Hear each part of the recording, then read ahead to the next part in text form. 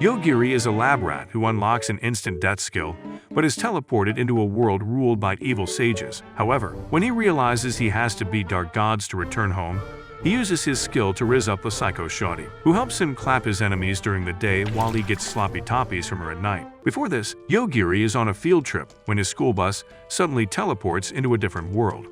Just then, a girl steps into the bus and introduces herself as Sage Shine. When the teacher tries to interfere, she ends him on the spot and tells him to focus on what she has to say, or they will have a similar end. However, she still eats the bus driver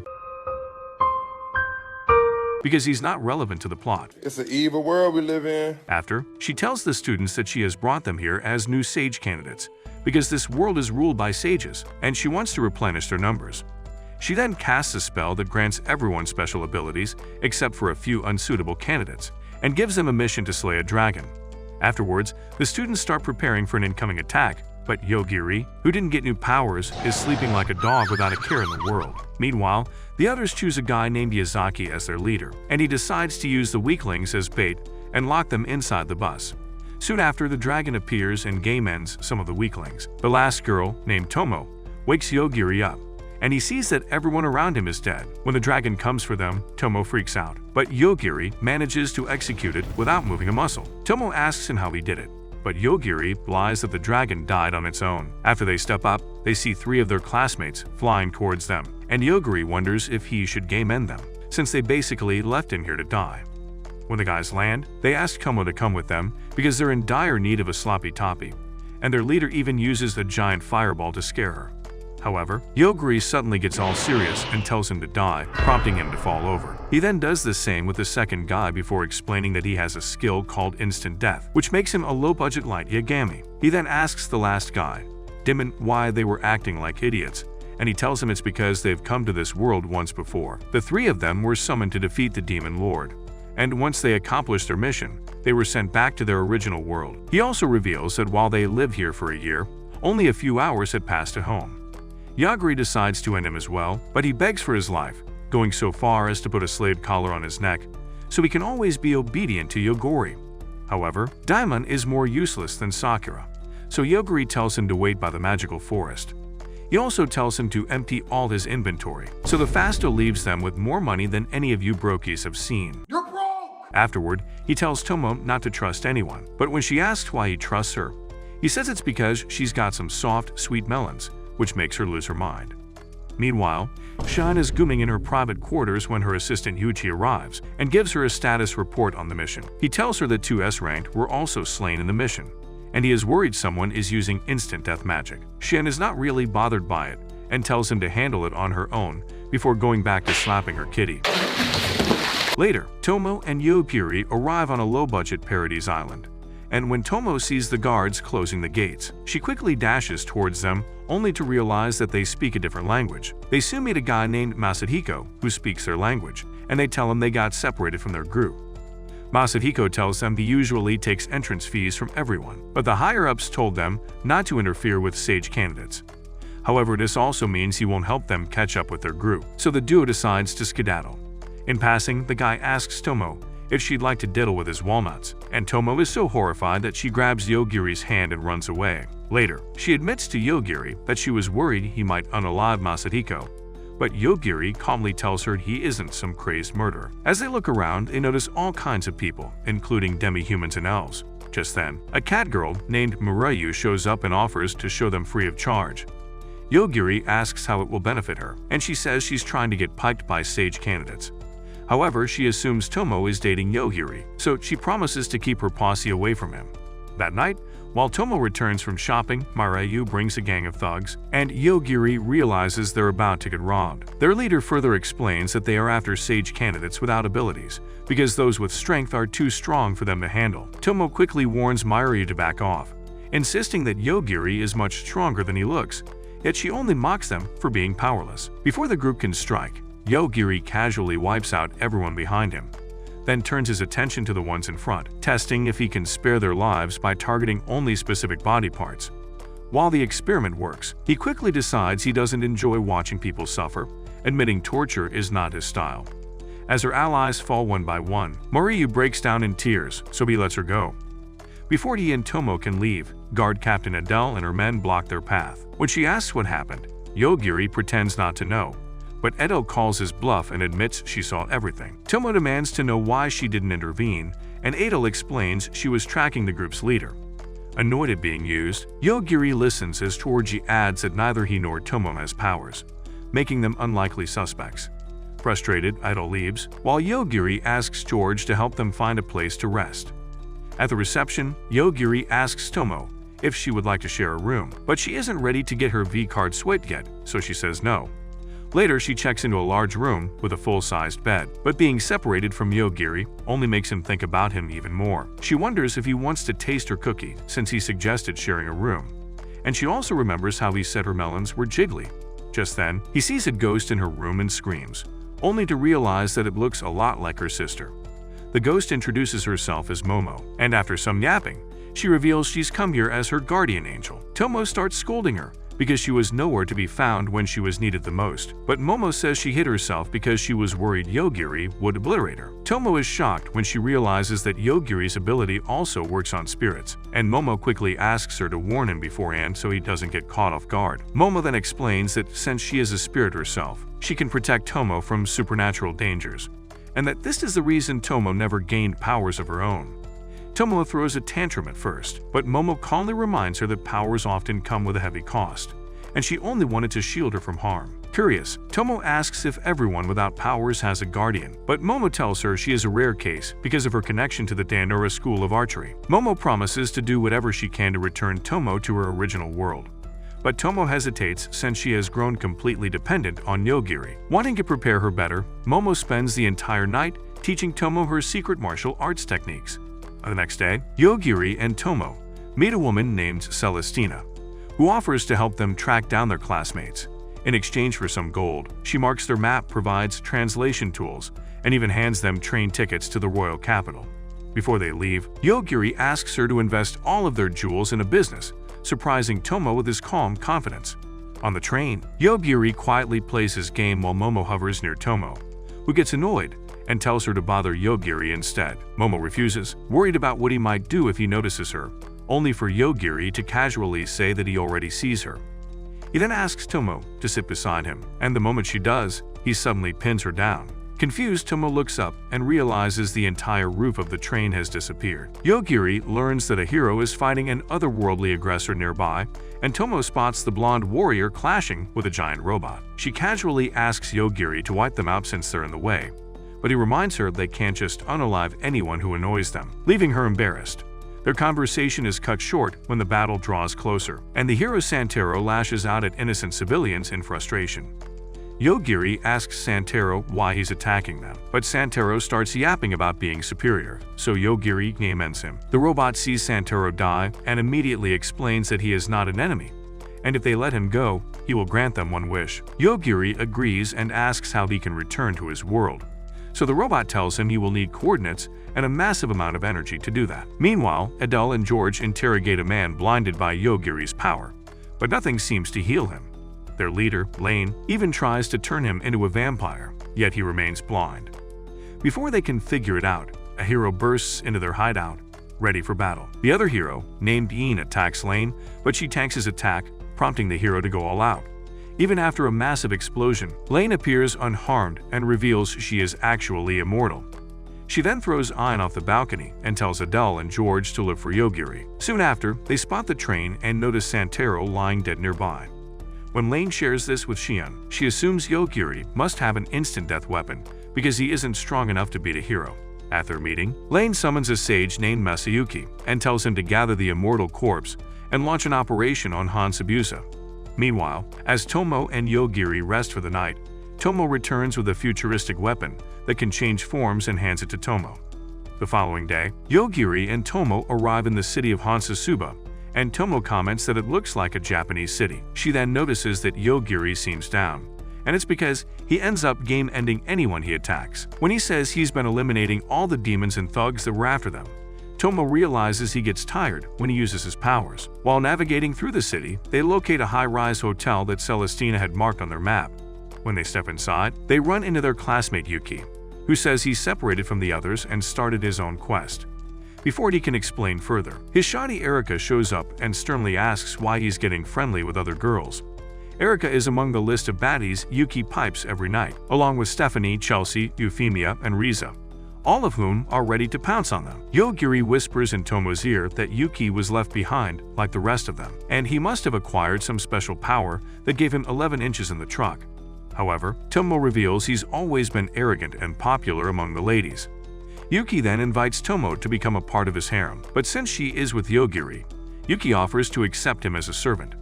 Given how he's a clueless idiot, Yogiri concludes that he doesn't even want to game end him. But Yuki confidently says he's of the strongest sage class. He then reveals that when he first came here, the whole city threw him a party, and that's when their classmate Horuto approached him. He told Yuki that since he was of the strongest sage class, everyone was avoiding him, so he should get himself level 1 servants. Whenever those servants beat anyone in battle, Yuki would get all their experience and become stronger. Yuki asked him how he knew all of this, and he revealed that his role as a consultant allowed him to spot hidden abilities in anyone. When Yuki asked why he was helping him, Horuto said he just wanted to ensure one of them became a sage so they would not be turned into livestock. And this is how Yuki can become stronger without ever fighting anyone. He then challenges Yogiri to a fight, but Tomo immediately refuses on his behalf because she doesn't want him to die. Yuki then decides to leave, and since he's got so many shawties, Yogiri tells Tomo she will be safer with him. However, Tomo gets upset hearing this, so he apologizes. Days later, Tomo is lodged in her room, wondering when they will leave, and Momo tells her that Yogiri is still sleeping. She asks Momo to check up on him, but Momo refuses because she's still afraid of him. In the meantime, Lane is fighting an aggressor named Darkness, and its powers are starting to leak out into the city. Soon after, the Immortal Corps raid the city with Masayuki as their leader, and while the city turns into chaos, Tomo pulls the curtains down because she's too nonchalant to care. However, Momo tells her that someone is secretly watching them with ill intent, but they've used some skill to hide their body. Tomo decides to call Yogiri to wake him up, but Yogiri is sound asleep, dreaming about when he was young. After he wakes up, he steps into the call and sees Erica with a deadly intent towards Momo. He immediately takes her out with his instant death magic before heading into Tomo's room. There, he calls the hotel staff to let them know that a woman has collapsed on the floor, so they don't suspect him later. Tomo discloses to Yogiri that Erica is one of Yuki's girls, so they decide to skedaddle before he comes. Meanwhile, as Erica's signal disappears from Yuki's system, it is attacked by a high-level demon, but he easily defeats him and makes him his servant. He then asks the demon how far these ruins go, and it tells him they go down to floor 150. He then sends the demon to go down and gather more servants for him before proceeding to address the Erica issue. Checking her logs, he sees that she was blindsided by someone, and Euphemia says that's hard to believe because Erica was an assassin. She further explains that Erica might have gone to the hotel to either capture or eliminate Tomo, but since she failed, Tomo might already be on the run. Yuki knows Tomo's got a throat goat 6000, so he decides to send Riza and Chelsea after her before she escapes. Meanwhile, Lane is still fighting Darkness, but no matter what she does, her attacks are futile, and it keeps moving towards the city. At the hotel, Yogiri and Tomo run into Riza, who immediately freezes them in ice, revealing that she's on a mission to bring Tomo to her master, Yuki. Yogiri uses his death magic on ice to break through easily, and when Riza tries again, he does the same to her wand. He then asks if she has any other wands that she's hiding, and Riza pulls one out of her melons. Yogiri then asks if she's alone here, and Riza says everyone else in their group is after Tomo. Just then, a dark figure suddenly attacks them, but Tomo quickly reacts and throws them down. Yogiri wonders how she got so strong, and Momo says their training has finally paid off. The figure turns out to be a doll controlled by Chelsea, and they look up to see several other dolls ready to attack them. Riza tries to pull out another secret wand in the chaos, but Yogiri quickly takes her out. When the dolls attack them, he defeats them as well before proceeding towards Chelsea, who is pretty much a cute little doll herself, begging for mercy. In exchange, he decides to give them intel on Yuki, so he sends bugs under his control to spy on them. Taking them out will be too much of a hassle for Yogiri, so he decides to simply leave the hotel. Meanwhile, Euphemia advises Yuki not to make an enemy of someone who can execute someone on demand, but his pride gets in the way and he refuses to listen. He then commands the bugs to attack them, but Yogiri uses their murderous aura to trace Yuki's location. This allows him to eliminate Yuki without actually seeing him, making his ability even more overpowered than he initially thought. With the bugs free from Yuki's grasp, Tomo asks Yogiri if he would squash them, but he says he won't end a life just because it is unpleasant. Meanwhile, since Yuki is dead, Euphemia is released from his control and decides to skedaddle. As she steps outside the ruins, she sees Lane floating in the front and a giant darkness in the back heading towards the city. Lane then uses a charm spell on her before turning her into a vampire so she can learn how Yogiri defeated Yuki. On the other hand, Yogiri and Tomo are ready to leave the city but are confronted by a whole army of zombies. As the whole city falls into chaos, Tomo questions whether they should help, but Yogiri believes it's best to just leave. As they make their exit, Masayuki meets the mayor, Ryota, and reveals he's here at Lane's orders. Once Ryota hands him the city key, Masayuki calls off the zombie raid and tells the citizens that he is looking for Yogiri and Tomo. He displays their pictures to the entire city and demands they bring these two to the central plaza in 1 hour. If they don't, the whole city will turn into the aftermath of High School of the Dead, since everyone is now after them. Yogiri and Tomo hide in an alley and wonder why they became a target. Yogiri then recalls that he game-ended Santero, and that must be the reason why people want him. Just then, they are spotted by some citizens, and when one of them leaps at Yogiri, he immediately takes him out. When the others run away, Yogiri realizes these people are attacking him to save their own lives, so to avoid hurting them, he wonders if he should head to the plaza directly. Soon after, the two of them meet Masayuki outside the plaza, who mocks them for showing up on their own. Masayuki is hell-bent on toying with them, but Yogiri calmly tells him that he simply wants to take the train to the royal capital. However, Masayuki has put a barrier around the city so no one can leave, and he refuses to meet Yogiri's demands. Yogiri casually says he will let him live if he removes the barrier, but this only makes Masayuki even more upset. He then unleashes his army on the undead because he thinks Yogiri can't unalive anyone that's already dead. However, Yogiri manages to execute them without any issue, and he himself doesn't understand how it works.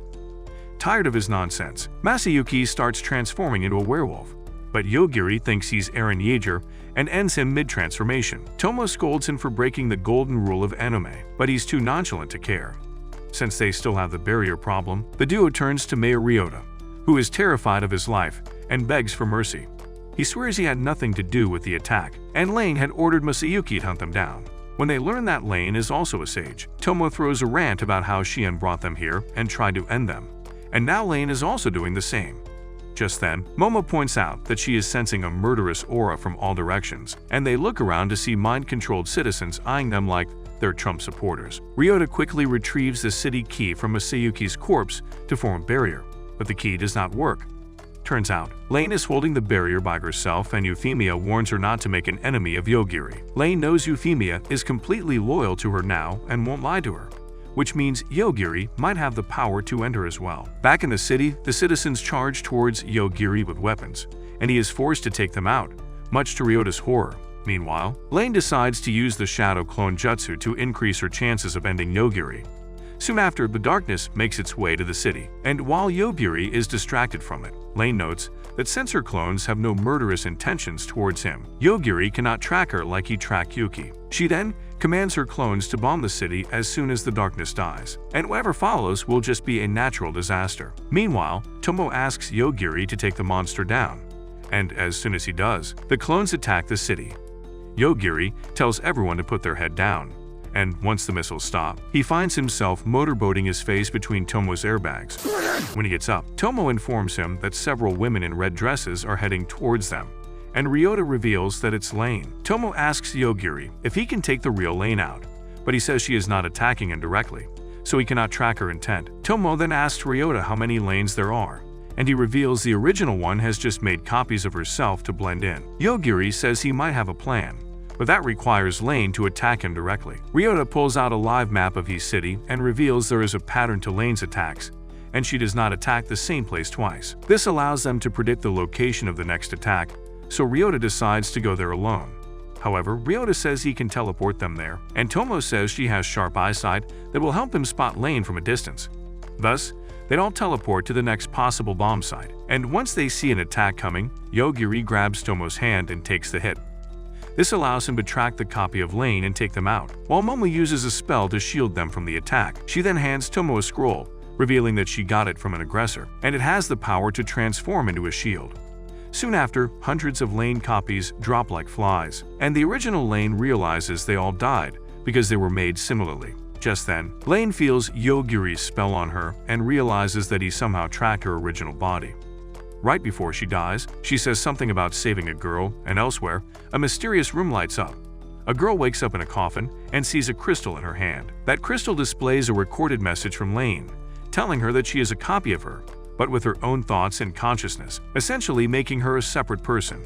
She also does not inherit Lane's memories, and this way, she will be protected from Yogiri's attacks. Meanwhile, Tomo thanks Ryota for his help in saving the city, after which she takes Masayuki's military jeep and drives towards the capital. Meanwhile, at the student camp, a samurai sage candidate, Ryoko, slices down monsters while her Powerpuff Girls cheer her on from the background. Later, she meets a fellow classmate named Carol, who returns her phone before telling her she borrowed it, because she wanted to check if her Yogiri monitoring tool is working or not. When Ryoko asks who she is, Carol says she's an American ninja, and her organization, called the Agency, had created a satellite to monitor him, but doesn't work here. On the other hand, Tomo is barely driving the jeep through the Rocky Mountains while Yoji is sleeping. He dreams about the time Asaka first signed a contract with the Institute, and she read that she could also die on the job. She wanted to leave, but the interviewer, named Yukio, begged him to stay and told her that they worked for the betterment of society.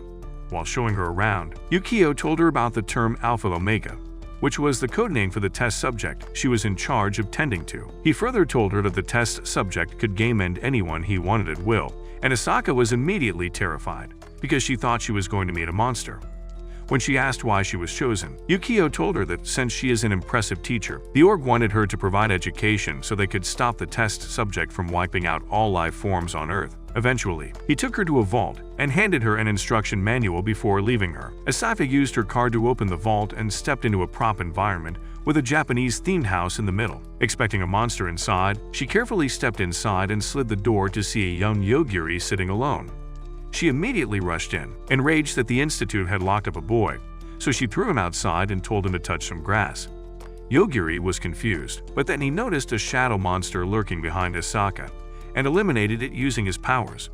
When she asked why they had monsters here, Yogiri told her they often came here to end him.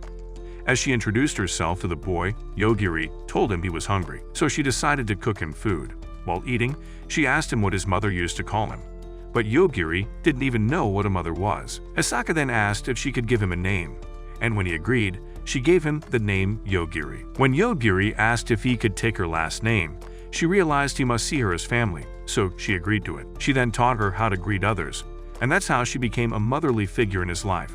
At present, Tomo wakes him up and tells him they can't drive ahead because there is a boulder in the way. Yogiri says he wants to go back to his original world, and for that he needs to meet Cheyenne, who is in the capital.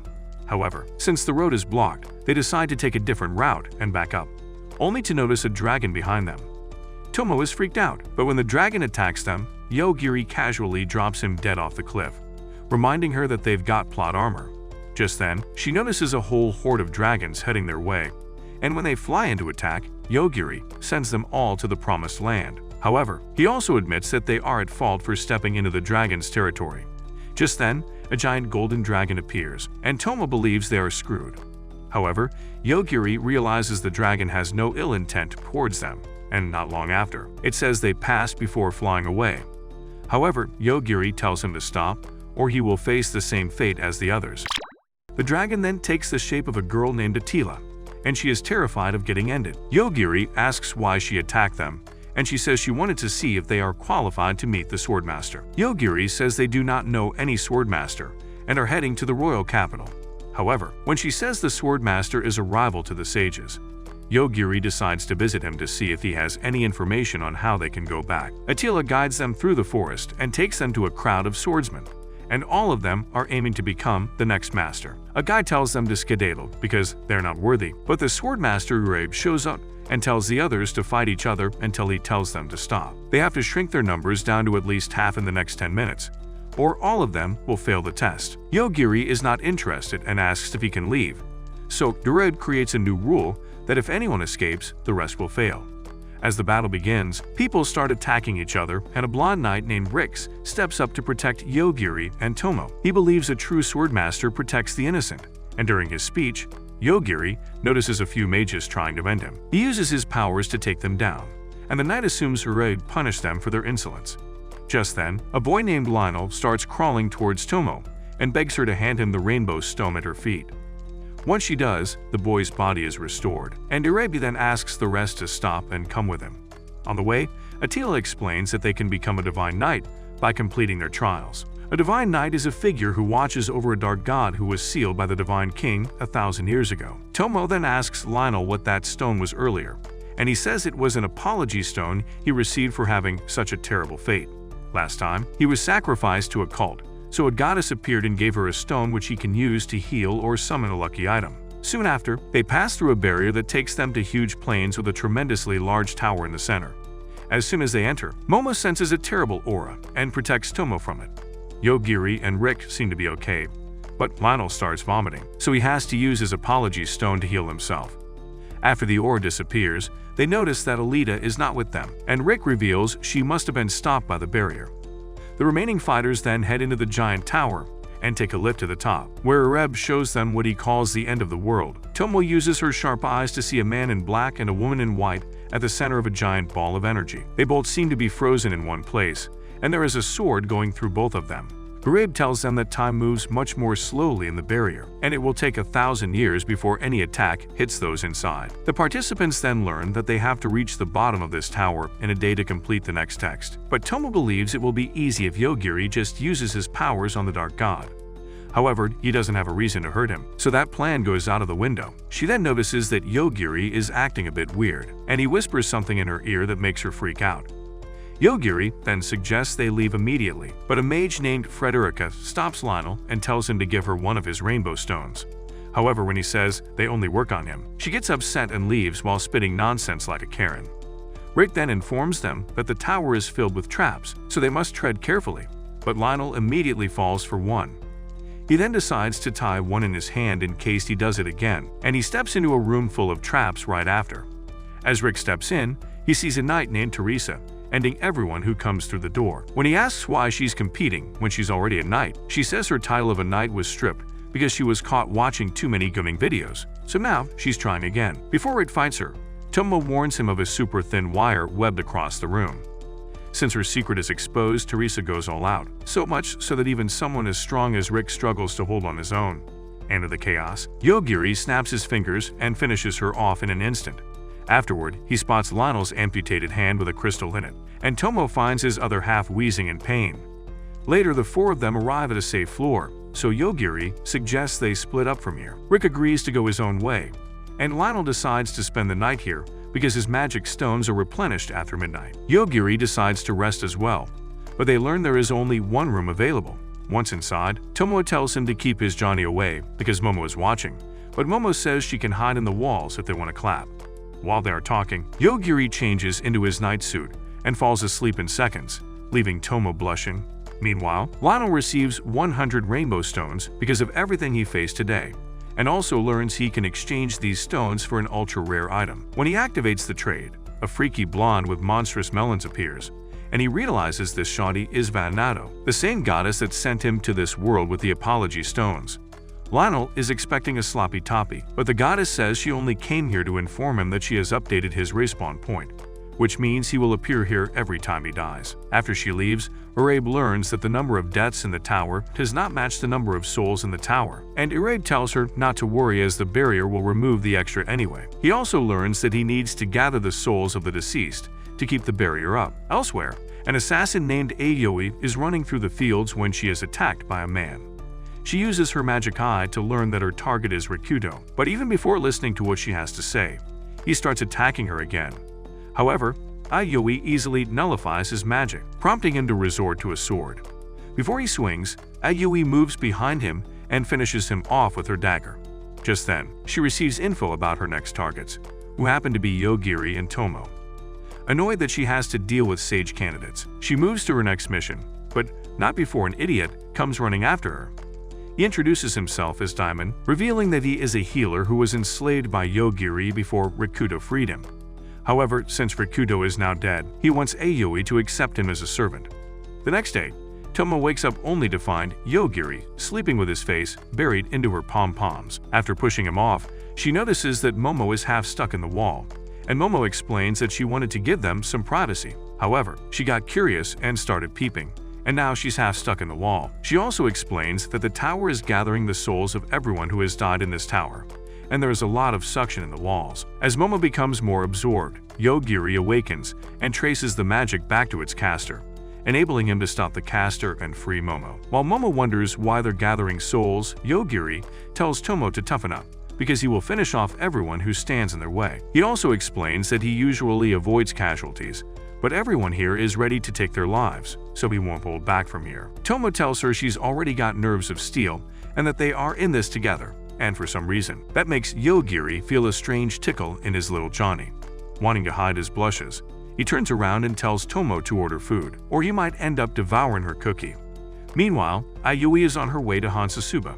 Just then, another golden dragon attacks them, but Ayui simply says a dragon this size shouldn't be able to fly, causing it to fall. She then reveals that her ability allows her to change any natural phenomenon as she sees fit. Daemon says it's like playing Minecraft with command blocks, but she reveals her ability becomes useless against those with high luck stats. The dragon climbs up the mountain to attack them again, but something slices it in half, and Ayui recognizes it as the aggressor, Hedgehog. After gathering intel, the hedgehog flies away, but Ayui notices it's heading towards a large tower. She believes she will find Yogiri there, but Demon doesn't want to see him again, prompting her to drag his fat cheeks across the mountains. Meanwhile, Yogiri and Tomo are breezing through the traps by using his insta-death abilities, only to run into a golden armored wizard named Iglesia, who happens to be the creator of this tower. Yogiri says he just wants to leave, but the man says that's impossible because this tower was built for the sole reason of harvesting souls and using them to maintain the seal that contains the Dark God. Yogiri promises not to destroy any more traps if he just lets them out, but Iglesia deems him too dangerous and decides to end him. Before he can get a word out, Yogiri drops him dead and tells Tomo to move on. Meanwhile, Rick scores 100 points and makes it to a wall of fire where Frederica is helping Lionel score some points as well. Once he gets enough points, the wall of fire drops and Rick notices that Lionel is now well equipped to fight. On the other hand, Yogiri and Tomo reach a coliseum where two swordswomen are duking it out, while a big shot is watching from his throne, instructing the women on her side to up the notch. The man is named Misaki, and he is gatekeeping the exit. He then tells the other fighter to stop hiding her true power, so she drops her disguise and reveals that she's a half-demon named Theodisia. As the battle resumes, Yogiri interrupts and asks if they will let him pass without any trouble. However, Misaki proposes a duel. If he can beat his girls, Shiro, Geralda, and Ima, he will let them go unharmed. Misaki instructs his shawties to eliminate Yogiri, but he drops them dead instantly, leaving him in shock. Yogiri and Tomo then casually walk past him towards the gate, and when Misaki tries to ambush them, Yogiri eliminates him too. Seeing Yogiri's strength in action, Theodisia bows to him and asks if he could help her with something. She reveals she is looking for her younger sister, and the duo agrees to help her look for her. Yogiri asks if she has any clues, and she says she can feel the presence of her people underground. As they make it to the bottom floor, Arabi notes that 17 warriors have passed the trial, but before he can address the warriors, just then, his assistant arrives and tells him the first barrier is about to fall, and the second one is also unstable. Subsequently, the tower is destroyed, and everyone sees the first barrier fall before their eyes. A boy with wings makes his appearance, and Urabe tasks everyone to attack him. Amid the chaos, Yogiri, Tomo, and Theodisia sneak underground to look for Theodisia's sister. The boy asks Urabe how to destroy the second barrier, but when he refuses to talk, he starts ending mages left and right. Frederica hits him with her strongest attack, but the boy easily absorbs it. Another boy appears and tells her she isn't strong enough to beat them yet. He then introduces himself as Lute, and the winged boy is named Orgain. When Frederica attacks again, Lute grabs her staff and turns it into a candy. Rick tries his luck with Lute, but none of his attacks land. That's when Lionel gets a pop-up about a special item, so he decides to try his luck with all of his magic stones. By now though, the goddess of mommy milkers appears again, and unlike last time, she decides to take care of the problem. However, Organ bows to Vahanto at sheer respect, while Lute straight up throws himself in her arms. Confused, Lionel asks her what's going on, only to learn that she's like best friends with Lute and Orgain. Meanwhile, Yogiri and the girls are going downstairs, but the stairs seem to be infinitely looping. Momo believes there must be a barrier tampering with the path, which means they are hiding something. Just then, Theodisia senses faint magic traces of her people, so when Momo asks Yogiri to destroy the barrier, just then, the barrier randomly disappears and opens as a new path downstairs. Tomo quickly latches onto Yogiri, terrified because she feels a monster pass through her body. In the meantime, the Aditya finds a door at the bottom, and when she steps inside, she discovers several capsules where her people's souls are being harvested to maintain the barrier. Seeing the horror on her face, Yogiri tells Tomo to stay outside because she doesn't have the heart to see this. The Aditya then tells Yogiri that her sister is not here, but seeing her people in this condition will give her trauma she won't get over for years. Ultimately, the Aditya decides to end their suffering, after which she vows to end the Swordmaster to avenge her people. On the surface, Arag tells Rick that in case he dies, he is to take his place as the new Swordmaster. He advises Rick to use the power stored in the tower and channel it into his sword. Lionel feels like a disappointment in this case, but he knows he will just respawn at the tower if he dies. He then asks Vanato for an explanation, so she reveals that the dark god Albagarmut is her lover, who went on a mission and never came back, like your dad. She later learned that he was sealed away in this tower, and she came to free him. Since Lionel has terrible luck, she thought it would help remove the barrier, and her plan seemed to work. Lute then informs her that the second barrier is about to fall as well, and Vanato is amused when she learns that the creator of the barrier is also dead. Additionally, Misaki, who was a big threat to the dark god, is also dead, which means no one can stop Vanato from reviving her beloved. She then pulls out the heart of the barrier, but before she destroys it, Yogiri and the others reach the surface. After the seal is broken, Vanato prepares herself for a plumbing session, but the dark god immediately falls into the river below, leaving everyone in shock. Turns out, Yogiri sensed his evil aura before the test began and accidentally ended him, and that is what he whispered in Tomo's ear. The very next second, the Aditya slices Arabi's throat, and even before anyone can react, the aggressor hedgehog returns and executes Vanato. Lute quickly rushes to heal her, and he actually manages to bring her back. In the meantime, Organ pulls the dark god Albagarma out of the river, but since he's not responding, he decides to offer him human sacrifices to revive him. A horde of demons appears right after, but Yogiri uses his instant death skill on Organe, eliminating the whole horde at once. Meanwhile, Vanato has completely lost her mind and is attacking everyone left and right. Just then, Ayoi and Demon show up at the tower, casually walking through the explosions until she reaches the Divine King and the others. She asks them if they know anything about Yogiri, but then she notices that it's not the best time. She also sees that Rick has already become a swordmaster, so she advises him to use his holy sword because it can slay Vanato. After she dies, the dust settles, and Ayui finally sees Yogiri along with his two Shoites. She uses her appraisal eye to check his power levels, but her system glitches out and she falls on her knees. All she sees in his profile is an end to all timelines, and it brings her so much horror that she becomes nauseous. She realizes she cannot hurt Yogiri, so she says she only came here so he can reunite with his classmate Demon. When Yogiri says he doesn't want a bouncy ball with legs in his team, she apologizes and immediately skedaddles out of there. Yogiri then asks Diamond what happened to his collar, and he says its effect was only temporary. After everything settles, the survivors gather in one place, and Rick asks the Aditya why she executed Durab. She says she merely avenged her people, but Rick still wants to punish her for what she did. That's when Yogiri steps in and offers to show Rick what's in the basement. Rick thinks Yogiri shouldn't interfere because he's weak, but the Divine King herself vouches for him, saying Yogiri is the reason they are all alive right now. Afterward, the Aditya says she's going to look for his sister, Euphemia, who was a loyal servant to Lane. Afterward, Yogiri and Tomo leave for the capital, and Rick gives them a pendant that will help them in case they get in trouble. With that, everyone else goes their way, leaving Demon behind, and Cheyenne learns that Ayui is missing and has failed her mission to slay Yogiri. To get more intel on him, she summons someone from Uejiri's world, and the man happens to be a scientist from the Institute. As soon as he arrives, Yogiri tracks his presence and uses his magic to explode him, leaving Shin in shock. Meanwhile, inside the bus that was attacked by the dragon, a student named Bayaka, who was previously slain, wakes up and hears several artificial intelligences talking in computer terms. Hearing their conversation, she realizes she died and was revived by them as a robot. She also learns she needs a massive energy source within 30 minutes or she will die again, so she steps out of the bus and starts devouring the dragon to fully restore her body. On the other hand, Yogiri dreams of the time when Asaka cooked her a proper meal, but she didn't know the first thing about it. When he complained, she told him to swallow it and pretend that it's tasty, which is something your mom does on Saturday nights.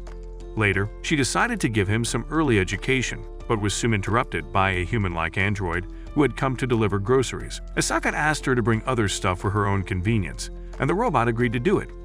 A month later, Yukio was impressed by her progress, but when she asked for someone to help her out, he refused, as no one was willing to take this job. She didn't want to stay locked up with Yogiri for weeks, so she demanded an exit. But when Yukio handed her that fat check, she was pretty tempted.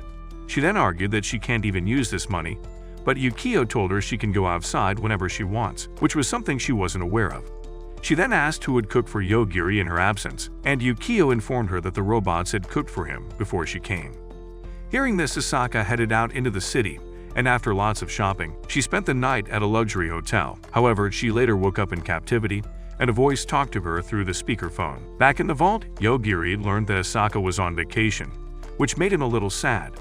However, she had asked the robot to bring him a dog, whom he named Nakori. Eventually, he decided to look for her, and asked the robot how to find Asaka, and she told him he had to open the door from the outside. Yogiri then asked the operators to open the door, and when they refused, he dropped them dead. One of them was so terrified of dying that she agreed to open the door, and Yogiri casually walked out, asking Yukio about Asaka. He told him she went on a vacation, and she may never come back because she was taken by the agency. Yogiri asked Yukio why he was not helping her, and when he said he was powerless against the higher-ups, Yogiri decided to help her himself. Soon after, Yogiri broke into the agency, dropping bodies left and right as a high alert went off. Some special ops had set a trap for him, but he sensed their murderous intent and ended them in an instant. As Asaka heard their screams outside, a woman stepped in and held her at gunpoint. That's when Yogiri stepped into the room, and when the woman threatened to shoot, Yogiri dropped her and ran into Hagasaki. He then asked her to come home with him, and when she stepped out of the room, she was horrified to see dozens of soldiers dead. Despite that, she clutched Yogiri's hand, which assured him that she wouldn't leave his side. Soon after, they returned to the vault, where Asaka asked Yukio what they would do to Yogiri after seeing what he's capable of. He told her there is nothing they can do, so they'll let it slide, and she can't leave Yogiri now because he won't be able to live without her. Asaka agreed to continue with the boy for now, knowing that he would turn the world upside down if something were to happen to her. She then returned to Yogiri to play with him, but freaked out because she forgot her Gochihan's bag, which made the guy laugh. At present, Tomo is watching Yogiri sleep in their jeep, and she feels attraction towards him. As she discusses her feelings with Momo, Yogiri finally wakes up, and they soon arrive at the royal capital, where Momo reveals they are surrounded. Soon after, the head of security, Torx, appears with dozens of guards and recognizes that their jeep belongs to the immortal corpse. Yogiri informs him that he got it from Mayor Ryota, but Torx is still doubtful and decides to appraise them. He realizes they are sage candidates in divine, but even that doesn't clear his doubts. However, as soon as Yogiri shows them the pendant that Rick gave them, they all bow down, explaining that this amulet is engraved with the royal family's crest. Just then, David, the youngest of the royal family, asks them to show their divine swords that they received from the swordmaster. When Yogiri says he did not receive a sword, David asks him to prove his skills in a sword fight. Momo and Yogiri convince Tomo to duel David, promising that they will protect her if things go out of hand. Soon after, the duel begins and Tomo starts waving her knife in David's face, which throws him off. She then throws her knife in the air, quickly dashes behind him, and knocks him with a single blow to the back. After winning the duel, Tomo and Yogiri are allowed inside the castle, and David tells them that the walls have a protective spell around them, placed by the High Wizard Iglesia. He then offers to show them around the capital, and the duo notices that the whole city is filled to the brim with warriors. David reveals that these guys come here to challenge the Underworld, a place below the capital where a dark god is sealed. Yogiri then tells him to leave them, and after he goes away, he tells Tomo that they will soon meet their classmates. Tomo is worried about how they will explain everything to them, and Yogiri asks her if she is willing to forgive them in the first place. Soon after, they get seated in a welcoming ceremony along with the rest of their classmates, where the King of Money addresses them. When one student tries to outsmart him, the king slices his fingers off to send a message that he's not playing around. Meanwhile, Shin finds Aoi hiding in a different plane, and when she tries to approach her, she notices that Aoi is trembling in fear from just meeting Yogiri. Meanwhile, Lute asks Diamond to give him intel about Yogiri, but the Fatso knows he's as good as dead if he tells him anything. Lute understands that Yogiri has the power to end anyone just by wishing it, but he has someone who might be able to counter it. He pulls out a key from his coat, revealing that she has a key to a seal that's containing Albagarma's younger sister. She was too freaky for his liking, so he sealed her long ago, but now she can prove useful in taking down Yogiri. Diamond realizes he's as useless as Armin during Fall of Shiganshina, but Lute still needs him to find Yogiri, so he drags him along. Back in the royal capital, the King of Mani tells the sage candidates that they have to traverse the Underworld and defeat the Dark God. He tells them they will be given a base to prepare before leaving. Afterward, the classmates turn their attention to Tomo, wondering how she survived so long without any abilities. Tomo desperately tells them to notice Yogiri as well, but Bro is a side character in his own anime. Meanwhile, the Divine King returns to the city and is welcomed by Holaris, the Archbishop of the church. He takes her to his office and asks what happened to the Dark God, and she says he's dead. Holaris then asks if she took care of the sealing key, but when she says she has no idea, he pulls out a strange key that acts like her kryptonite. Back at the palace, the duo meets with Yazaki, who still feels no remorse about using them as bait. While Tomo is busy scolding him, a pink-haired baddie named Sora joins them and calmly says she cannot trust them because, since they were left to die, they might have returned for revenge. That's when they realize that while Yazaki is the leader on paper, Sora is the one calling the shots from the background. Later, Yogiri meets two idiots, Yukimasa and Yugo, who try to be friendly with him. Soon after, a depressed emo boy, Fukai, enters the room and asks Yogiri if they can talk. He reveals his class is a death god, which allows him to unalive anyone instantly, so Yogiri doesn't have to bear the burden alone. He also reveals he was hired to monitor him in their previous world, but he was not allowed to see him. Fukai then pulls his own eyeball and places it on the table, revealing that it can detect the supernatural, but he lost that power when he came to this world. He leaves the eye on the table before leaving the room, and both Yukimasa and Yugo are freaked out. Meanwhile, Tomo hangs out with the girls who fill her in on everyone's abilities. Wishio can stop time, Monokata has X-ray vision, and Yadate has tentacles, but all their abilities have been sealed by Sora. Just then, Ryoko arrives and asks her to take her to Yogiri. Soon after, she and Carol meet Yogiri outside, and Ryoko gets on her knees, apologizing for anything she might have done to him. She explains she wants to be on his good side in case he decides to take over the world, but Yogiri calls her annoying. Carol then reveals that she is from the agency, while Ryoko is from the Institute, and Fukai, whom he met earlier, belongs to the cult. All three of them have been tasked with monitoring him, which surprises Yogiri a little. Carol then asks Tomo if Yogiri swiped her V-card already, which makes her freak out. When Yogiri asks why Sora is calling the shots, they tell him that she has a skill called Vow, which disables other people's abilities. She disabled Iyazaki's abilities as a leader and then used her charms to make everyone follow her. If someone breaks the vow with her, they straight up die, which is why she is dangerous. Yogiri then reveals he wants to see Cheyenne so they can get home, but since they might need others' help, he suggests they'd form a temporary alliance. Sometime later, as the girls gather for their mission, Rick shows up to be their guide. Meanwhile, the boys' squad is in a strange tunnel, and David joins them because his royal blood has the ability to seal things. As both parties encounter their first enemy, both Tomo and Yogiri take initial contact and prove their worth to their respective teams. In the meantime, Demon is roaming the capital with Lute, who is now dressed as a woman. Ignoring his cries, Lute tells him his master's sister is sealed under the capital, but he doesn't know where the entrance to the Underworld is. She wants to gather more intel, and Demon suggests they hit a tavern. Meanwhile, Euphemia is roaming around the outskirts of the city when she runs into Lane's younger copy.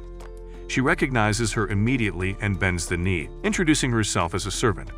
The girl wants to introduce herself too, but since she doesn't have a name, she aims herself Risley on the spot. Later, Diamond and Lute visit the tavern and learn from the waitress that the sage candidates are raiding the Underworld and are already on level 5. Nearby, they see Ushio and his friends complaining about Yogiri coming in at the last minute and stealing all the baddies.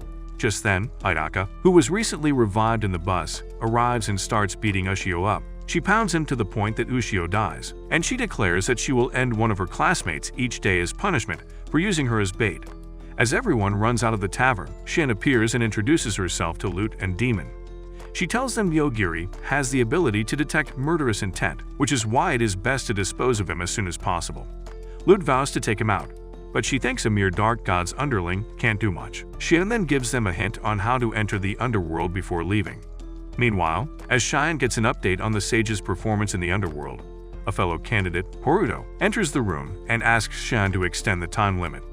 Shin agrees to his request, but in exchange, she asks him to get rid of Yogiri. Meanwhile, Ayaka is chilling on the balcony when someone starts throwing stones at her. She spots the culprit on a nearby roof and recognizes her as Rayona, a sage candidate expert in hand-to-hand combat. Without any effort, Ayaka chops her arm off, but before she can end her, her voice assistant reveals that Rayona's skill has been suppressed by the royal family's seal. Ayaka then lets her go because she wants to fight her when they're both at full strength. Meanwhile, Lute drags Diamond to the first layer of the Underworld, and while they are discussing where to go next, Lute spots a baddie lurking around. She says she smelled Albagarma's scent on Lute, and that's why she came running in. Demon asks Lute who this woman is, and she tells him she's the dark god Mana they came here for. Soon after, the leader of the assassin guild, Ryosuke, receives a letter informing him that his next target is Yogiri. At the hotel, Tomo calls out Yogiri for slacking, but he reveals he is practicing limiting his powers, so his attacks become non-lethal. Additionally, he went out into the city to try some foods, but he felt like someone was targeting him, so he wants Tomo's help. Down in the tunnels, Mana tells them that his brother sealed her away, but even then, she loves him a lot. Demon asks her how she's able to move around with the seal, and Mana reveals she managed to break out of the seal. Lute then offers Mana the key to her seal, which uplifts her mood, and she asks them to follow her. She takes them to a fantasy world that she has built, where she has lots of Alabama children with Albagarma. Meanwhile, Ayaka breaks into the king's chambers, stating that his gift sealing is causing her a lot of problems. The king tries to fight her, but she easily turns him into a barbecue, ending his life. She then heads to the hospital where Rayona is being treated, and she tells her that she's ended the king, so they can fight fair and square now. Her arm is already reattached, so she wastes no time and pounces on Ayaka. She gets the upper hand initially, but Ayaka quickly turns the tide by destroying her arm once again. She then uses some tentacle-type magic to strangle her to death. The next day, while the king's chamber is being repaired, Yogiri and Tomo are roaming around in the city, discussing how to deal with the people who are targeting him. Since Tomo has a sharp eyesight, Yogiri wants her to keep a watch, but she wants him to treat her to a fine meal in exchange. In the meantime, a sniper from the Assassin Guild is practicing to hide his murderous intent towards Yogiri, so when he actually takes the shot, Yogiri can't track him. Despite his best efforts, he cannot hide his intent and is dropped dead. Soon after, Tomo takes Yogiri to her favorite restaurant, but it's already destroyed courtesy of Ayaka. While she's yapping, Yogiri suddenly pulls her in, and an innocent civilian is shot by a drone. Soon after, Yogiri sees that the drone is destroyed, and Momo reveals that it was her doing. Once Yogiri tracks the signal back to Ryosuke, he tries to get away in a helicopter, but is caught by them. As the dust settles, Momo also catches a spirit princess who was trying to attack them, and Tomo states that she's finally done something useful after so long. In desperation, Ryosuke summons Yama, the Queen of Fire, but Yogiri ends her even before she can do anything. Just then, Ryosuke's android assistant Enju throws a knife toward Yogiri, but Tomo catches it just before it hits him. He then casually walks towards her and utters the words "step down," causing Enju to go unconscious. Tomo is confused as to how he knows her, and he promises to tell her later. Meanwhile, in Mana's fantasy land, Lute apologizes to Diamond for dragging him into this weird mess. To make up for it, he hands him the key to the seal, revealing that whoever holds it will be protected from Mana in case she loses her mind. Diamond says his life is not as valuable, but Lute says he's already accepted that he's going to die soon, but he enjoyed traveling with him. Mana then takes them to her chambers and shows them the seal her brother created, and she believes he did it to protect her. Outside, Ryosuke provides Yogiri with valuable intel, but Yogiri tells him he has to die. His skill allows him to create objects from the previous world, which means he can make copies of Enju, and Yogiri can't accept that. Afterward, as Enju is resting, Yogiri reveals she is a robot friend he used to play with when he was young, and this is a robot made in her consciousness to end him. He says the real Enju is probably chilling in her house, eating potato chips, but seeing this robot makes him sad, and he wants to end her suffering. Later, as they step outside, they see the whole place in flames, and Ayaka is at the center of it.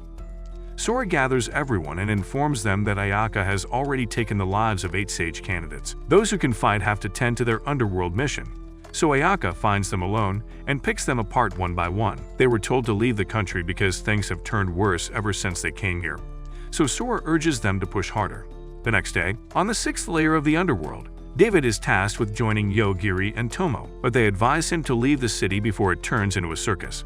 Soon after, they all come across a horde of monkeys and other animals, and Gazaki leads the charge against them. Meanwhile, Lute finally tells Mana that her brother has passed away, but Mana goes into denial, saying someone as strong as him can never die. Right after, she says she is going to give birth to his brother, and Demon regrets every choice that has led him here. Mana then pulls Lute's hands out of her sockets, saying she needs them because they have touched her brother's body. She also says she needs her brain to see what her brother looked like before he died, but Demon gets anxious and asks Mana to help her first. She agrees to do it, but then asks him to break her seal completely so she can use her powers fully. Meanwhile, for the next few days, the Sage candidates help around the city to build a good reputation.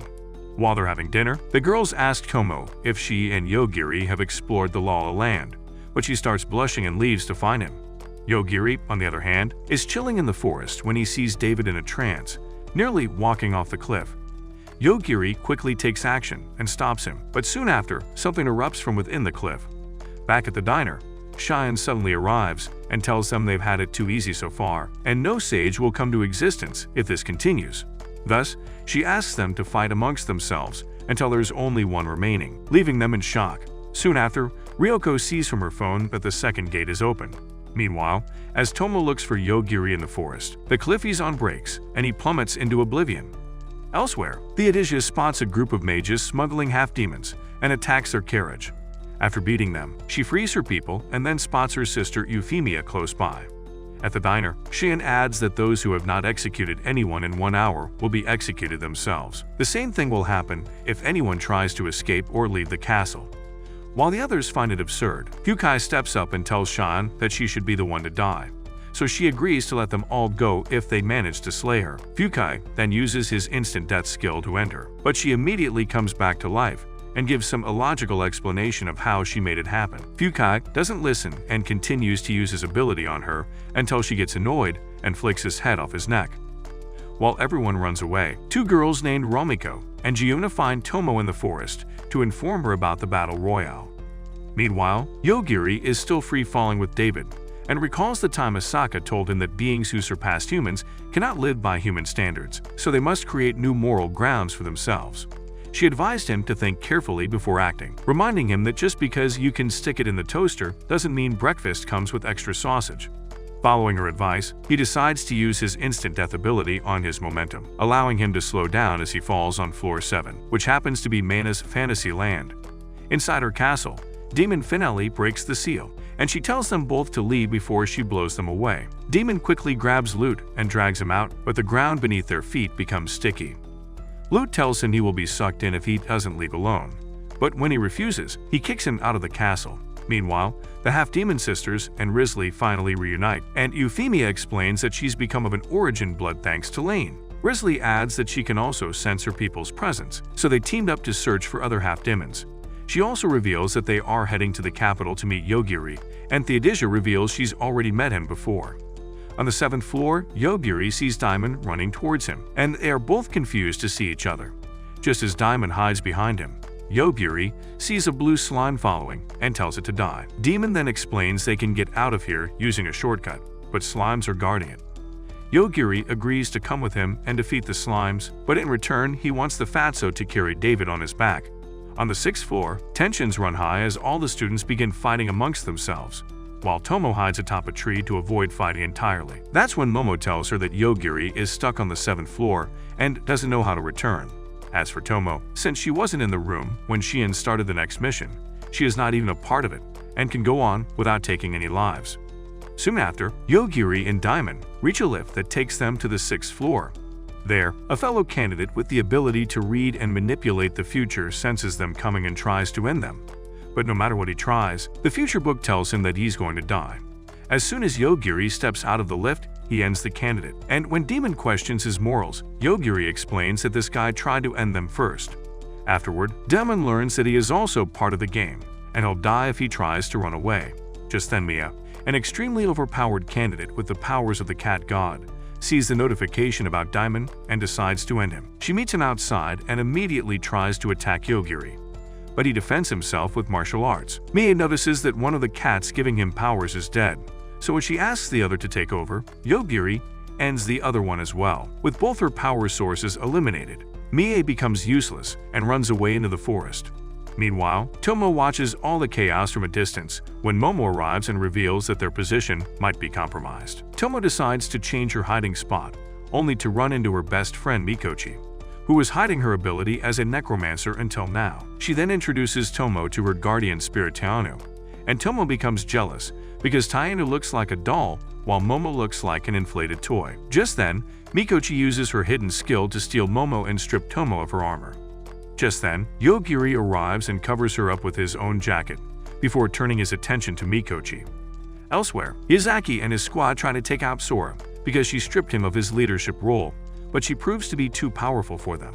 Just then, a blue slime appears out of nowhere and engulfs them, but Haruto uses his wings to stay clear of it. Back with Mikochi, a voice tells her to awaken her true powers, so she spits Momo out and powers up, only for Yogiri to drop her dead. Just then, Demon joins them, and Yogiri explains he brought him along because he is the only one who has the key to the elevator. Since Daimon is part of the battle royale, Yogiri decides to use him as bait to lure Shin out, so we can end her and finish this mission. As they make it to the castle gate, Carol and Ryoku show up and ask if they can join their team. Before anyone can answer, a giant nuke is dropped on the city, which levels the whole thing. Although Yogiri and the rest are safe, the whole 6th floor is wiped out, and they are no longer aware of the castle boundary. On the other hand, Ayaka gets caught in the explosion and 60% of her body is blown away, so she uses a skill called Dragon Heal, which heals her but turns her into a dragon. She is still seeking revenge on her classmates, but the voice assistant believes they might already be dead. However, Ayaka still wants to confirm, but her search ability is restricted by Shion. However, she can now use the skill Dragon Warrior, which allows her to create an army of spearwomen who will fight on her behalf. Soon after, she locates Yogiri and her squad, so she sends her entire army to slay them. However, Yogiri wipes them all out in an instant, making her realize he is the Alpha Omega from their previous world. His voice assistant also reveals that due to Yogiri's potential to wipe out humanity, they have been coded in such a way that he does not recognize them to increase their chance of survival. The voice then warns him to leave this area, but Ayaka's thoughts are clouded with revenge, so she ignores its pleas and flies towards Yogiri. As expected, Yogiri drops her dead, and once the voice assistant inside her body dies, he finally recognizes that it was Ayaka. Following that, they estimate the castle boundary and step out of it, and Shine immediately appears to stop them. Before she can start yapping, Yogiri uses his powers to destroy her left ankle, telling her not to do anything harsh or he might accidentally end her. Shin doesn't listen and tries to attack him again, but this time he breaks her thumb. Yogiri then asks her how he can return to his original world, but Shine doesn't answer and teleports to her room. There, she tries healing her thumb, but no matter what she tries, it remains broken. Just then, her assistant, Yuichi, enters the room to check up on her, but Yogiri starts attacking him as well. Shine then returns to Yogiri and begs him to spare Yuichi, and in return, she will do as he says. Yogiri says he just wants to talk, and it's useless for her to escape, because he's got a death note in his mind. He wants to know how to go back home, but Shine reveals there is no way as of now. Yogiri points out that Diamond was able to return when he last came here, but Shine reveals that there was a link back then, which is now broken. Yogiri then asks her to give the coordinates of their world, and she starts displaying them through a projection. With the coordinates, Yogiri demands a power source, and Shine hands him a Philosopher's Stone, revealing that several of them will allow him to return home. Yogiri realizes that all the sages he has taken down so far all had Philosopher's Stones, but since this stone is the source of their immortality, it loses power once they are ended by him. Since Shine doesn't know the location of the other sages, Yogiri asks Diamond to locate the exit on his map. Demon asks him if he's going to let Shin live, and he says he has no reason to take her life. After they leave her crippled and depressed, Shin tries to return to her room, but is unable to use her teleport magic. Just then, some tentacles appear from the ground and grab her leg. Right before Mana reveals herself in a devilish form, Shin tries to get away, but all her abilities are disabled, and she falls into the swamp below. When she realizes she is as good as dead, she tells Mana to remember the name Yogiri, because that's the guy who's gonna end her. Meanwhile, Mana starts attacking the capital, but Rick steps up as the royal defender to save his people. However, it is just one man and can't stop Mana from consuming the entire city. Meanwhile, as Bishop Polaris celebrates the return of Mana, Yogiri arrives and ends him immediately. When they notice a red slime taking over the city, Demon then realizes it is his fault because he was the one who broke Mana's seal. Soon after, Mana appears before them and asks Diamond where to find Yogiri, the man who ended her brother. Demon immediately points at him to save his own skin, but even before Mana can react, Yogiri ends her slime form. However, the whole city is blocked by the remains, so David suggests they use paragliders to move around. Since it holds 5 people, Yogiri and Tomo stay behind, and Momo transforms Tomo's armor into a flying suit. Since Yogiri can't fly, he holds her tight, and she flies into the city like a low-budget Batman. After they reunite outside, they decide to rest in a nearby city first, before proceeding with their mission to return home. However, Yogiri makes it clear that he will only gather enough energy for himself and Tomo, but Carol and Ryoko are okay with that. Just then, Rizzly arrives in her horse carriage and introduces herself to Yogiri. She asks him to marry her, but the man instantly rejects her. Right then, the half-demon sisters step out of the carriage, and he realizes they have finally united. Rizzly then hands him her Philosopher's Stone, bringing him one step closer to his goal. Meanwhile, as the Divine King prepares to free the city from Mana's grasp, Demon separates himself from the others and vows to build his own harem. That night, while Yogiri rests in Tomo's lap, he recalls Asaka telling him that he can use his powers however he wants, but he should make rational and smart decisions. She also advises him not to get fixated on traditional means of justice and follow his heart. With that, they move on to the next city, ready to return home. That's it for this video. If you enjoyed it, leave a like and subscribe to the channel, and we might make a part 2. If you made it to the end, comment which character had the biggest melons.